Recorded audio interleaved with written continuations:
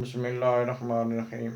حضرت امام غزالی رحمۃ اللہ تعالی علیہ آپ اپنی کتاب مکاشفۃ القلوب میں ارشاد فرماتے ہیں کہ جب حضرت موسیٰ علیہ الصلاۃ والتسلیم کی موت کا وقت آیا اور حضرت اسرائیل علیہ السلام نازل ہوئے، چاہا کہ روح قبض کریں، حضرت موسیٰ علیہ الصلاۃ والتسلیم کو غصہ آ گیا تو تھپڑ رسید کر دیا، جس سے ایک آنکھ آپ کی باہر آ گئی۔ تو حضرت اسرائیل علیہ السلام نے اپنی اس آنکھ کو اپنی ہتھیلی پہ رکھا، اللہ تعالیٰ کے حضور پیش ہوئے، شکایت کی کہ اے اللہ، تو نے مجھے اس شخص کے پاس بھیجا ہے جو مرنا ہی نہیں چاہتا۔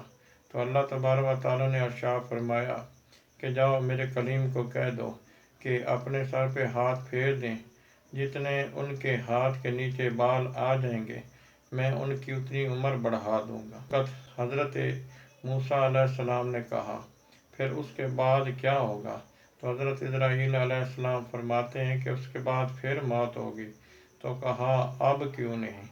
دنیا کی زندگی ایک امتحان گاہ ہے، جو دنیا میں جتنا زیادہ رہتا ہے اس کے لیے اتنا ہی امتحان بڑھ جاتا ہے۔ اس لیے اللہ تعالیٰ کے تمام نبیوں نے جو اللہ تعالیٰ کی عطا کردہ زندگی ہے اسی کو اختیار فرمایا، اور بعدہ اللہ تبارک و تعالیٰ کے پاس ان کے لیے جنت میں جو مقام ہے اسے پسند فرمایا۔ حدیث شریف میں آتا ہے کہ جب نبی پاک صلی اللہ علیہ وآلہ وسلم آپ کے آخری ایام تھے اور آپ علیہ الصلاۃ والتسلیم بیمار تھے، تو آپ علیہ الصلاۃ والتسلیم نے بھی اسی طرح ارشاد فرمایا تھا کہ اللہ تعالیٰ نے اپنے بندے کو اختیار دیا ہے، چاہے تو وہ دنیا میں رہے یا چاہے تو جو آخرت میں اللہ تبارک و تعالیٰ کے پاس اس کے لیے اجر ہے اس کو اختیار کرے۔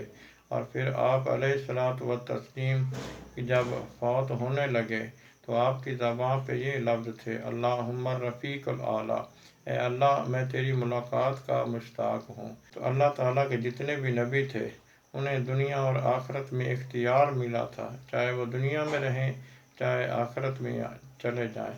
تو اللہ تعالیٰ کے تمام نبیوں نے آخرت کو پسند فرمایا۔ دعا ہے کہ اللہ تبارک و تعالیٰ ہمیں نیکی کی توفیق نصیب فرمائے، آمین۔